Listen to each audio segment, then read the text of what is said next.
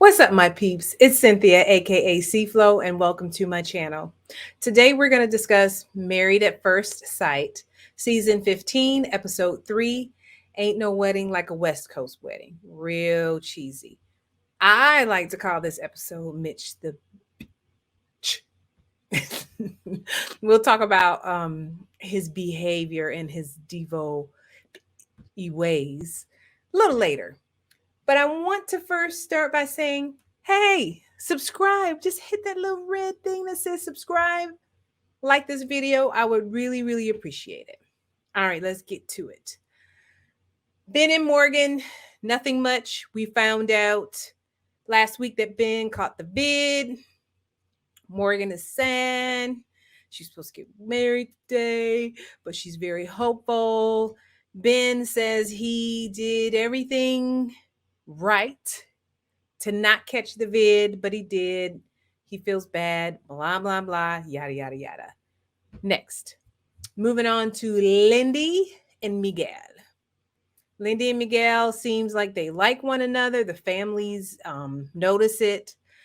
They have their first dance. Now, wait, but hold up. Before we even talk about the first dance, Lindy, very sheltered. She's an interesting chick because she is sheltered, but it seems like she has a rebellious side. So should be interesting.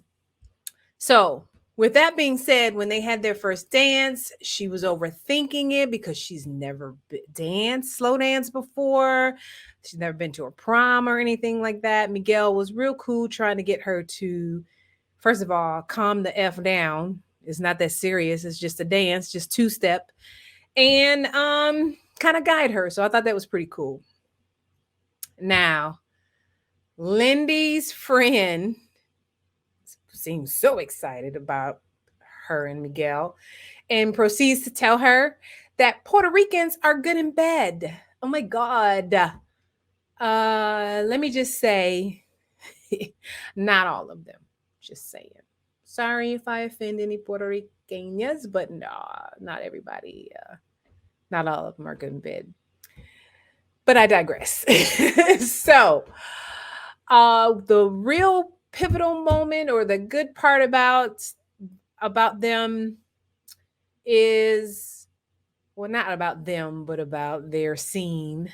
The pivotal scene is what I'm trying to say. Lord have mercy. It's been a long week. Is when Miguel sits down and speaks to Lindy's family, and her brother just straight up was like, do you believe in the higher power? Do you believe in God? Her brother says that he does. He lives his life, makes every decision based on, his beliefs. And Miguel was kind of skirting around it a little bit, but just finally admitted that he doesn't. So I think if Lindy is still active in the church and she, is very committed to it, then it's going to be an issue between those two and they probably won't make it. However, again, like I said, she has a rebellious side. So she may be okay with the fact that Miguel's not religious like that. So we'll see what happens. That was interesting.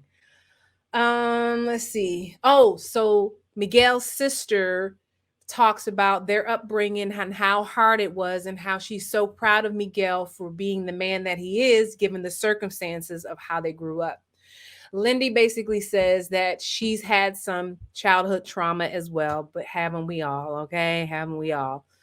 And that she feels that either their trauma, how does she put it? They'll either have a trauma bond or and grow together, or it will break them apart. So that was pretty much it. Just the dancing and the cakes and all that other wedding stuff. Next, I want to go to Stacia and Nate. So let me tell y'all something. I don't trust Nate, not one bit. I feel as though he still got some player ways. I feel as though he's very immature. I don't think he's mature enough for Stacia. That's just my opinion. So they really are attracted to one another.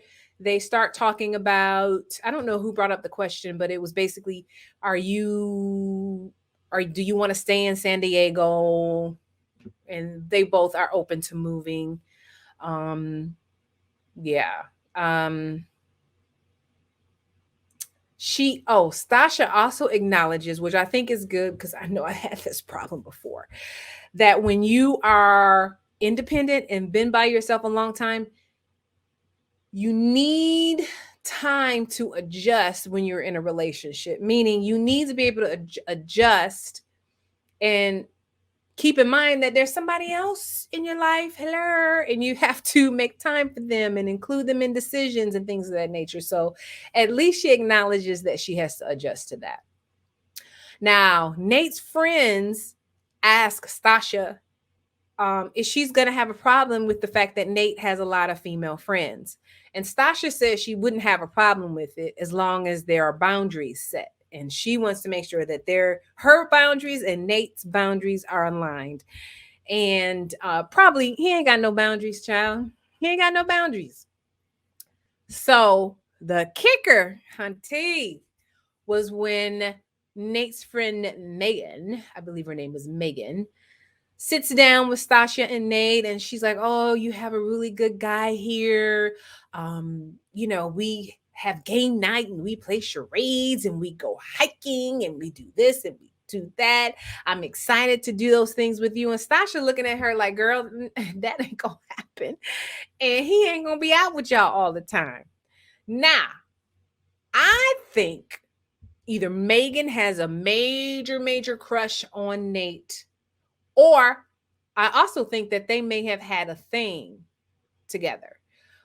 Just based on how he kind of looked at her toward the end of that scene and the way she was looking at him and how he's a great guy, I think they had something going on. Yeah, so basically Nate and his friends are talking about, are you going to consummate the marriage? And then he's like, well, she's into it. It's going to go down. Stacia says she ain't giving up the cookies, but I think that maybe, Lord, sorry about that, that if Nate turns on his little charm, that she gonna give in and give up the cookies. So that's what I think. We shall see. And Rainy, let's move on to Alexis and Justin. All right, so Alexis, bubbly personality. And I like her honesty. So she admits that she was not initially attracted to Justin when she saw him walking down the aisle. I'm turning down my volume. But she sees how he is a good guy and she's willing to give it a try, which I think that's good. How's and never. I feel like Justin is he admits that he's a people pleaser. And I think just the way that he carries himself, I feel like he has a little self-confidence issue, a little low self-esteem, just something about the way he carries himself. I could be wrong, but that's what I think. So I feel that Alexis and her honesty will hurt Justin's feelings at some point, or a few times, lots of times, whatever. Because I don't think he's built for that. Now, they're very cozy. I mean, they're touchy-feely. They seem to really be into each other with the kissing and everything, but it also could have been the alcohol because Alexis sure sounded like she was, kind of tipsy. Let's see. Yeah. The other thing is Alexis's friends were trying to figure at his peen size. Whatever, she'll find out soon enough. I'm sure she'll tell you. I hope she doesn't tell. I hate when people be telling their business like that, but I digress. So they seem very touchy-feely. Now, I thought that maybe they were going to consummate their marriage, but based on the previews for next week, I don't think they did. So that's pretty much it for those two. Nah, not now. Nah. Let's get to Mitch. Okay. I'm going to start off with Krysten talking to her dad. Her dad's okay with it. That thing, he thinks she'll be happy. Sorry, Pops. She ain't gonna be happy with that Devo because he's an a-hole for real. We go back to Mitch. Now remember last week he had a fit when the young lady was shaving him. She shaved him too low. He had a fit about that. Now he has a problem because no one can tie the bow tie. You should have learned that ish yourself, okay? They found a stylist who knew how to tie a bow tie, so she ties the bow tie. Everything's great. Mitch even admits that people are seeing his bitchy side. Yeah, I saw that 2 weeks ago. Okay. And I feel so sorry for Krysten because why she had to have the short end of the stick with him. That's just sad. But Mitch talks about how he's not really big into weddings. That's not his thing. And I'm like, I know you saw the show. I know you've been to weddings. I'm sure your brother had a big wedding. I'm sure some of your friends had big weddings. You know what's up. You know it's just a whole big celebration and a big to-do. So miss me with that's not your thing. It's your thing for today, okay? You can tell I don't like him.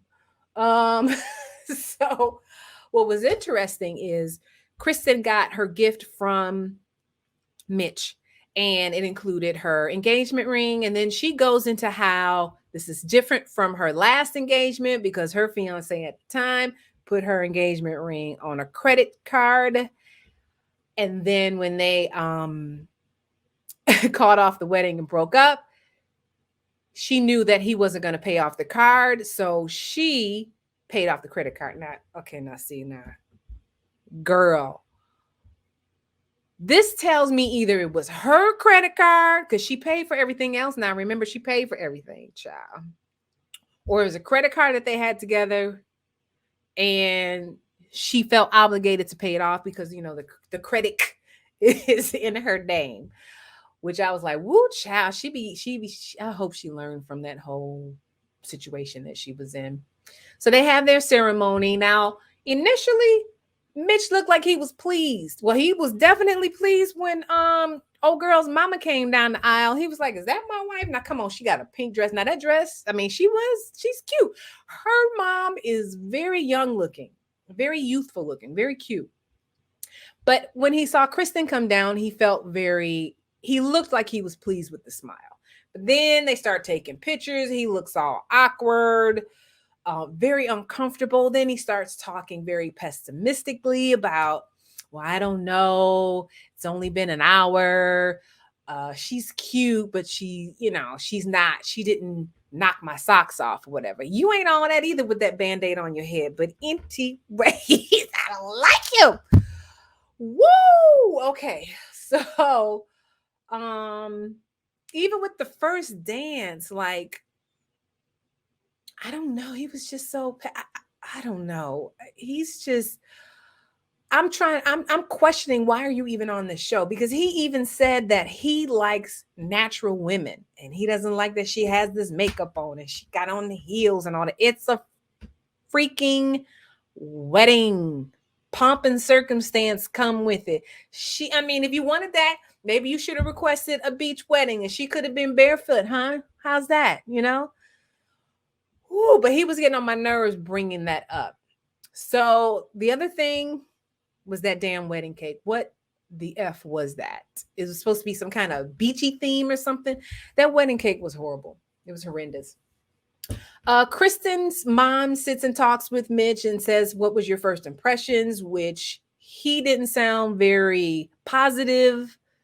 He was kind of skirting around it, which I'm sure his mom was like, He talks about how he thought that she was the bride initially, which, you know, I don't even think she responded to that. He goes into this whole discussion about, you know, financial success doesn't mean anything to him, where Krysten's mom is like, well, Krysten is hoping to find someone with the same goals for financial success. So that might be a point of contention. Let's see what else. Miguel and Mitch bump into one another in the bathroom. And they talk to one another about their wives and their names. And you can tell Miguel's like, hey, I'm all in, I'm ready. And, you know, I'm ready to go and make this work. And then Mitch, although he was very pessimistic throughout the night, was trying to act as if he was happy and everything was good and that he was going to give it the old college try. But we all know he is not going to do that. Like I said, I feel sorry for Krysten to be able to have to deal with him. And basically, his friends were like, well, are y'all going to consummate? And he's like, I don't sleep with people, immediately. And his friends were like, that's BS. And his brother is trying to get him to kind of you got to show that you like her. Like, you can't reject her. You got to show some affection or something. He needs to listen to his brother, especially because he says he looks up to his brother and his marriage and his family because he didn't have a good example with their parents. So I could see why he's 41 years old. Longest relationship was 3 years and never married and no kids, because he is an a-hole. And on that note, I'm done with this review. See, he didn't piss me off. Now listen, do me a favor.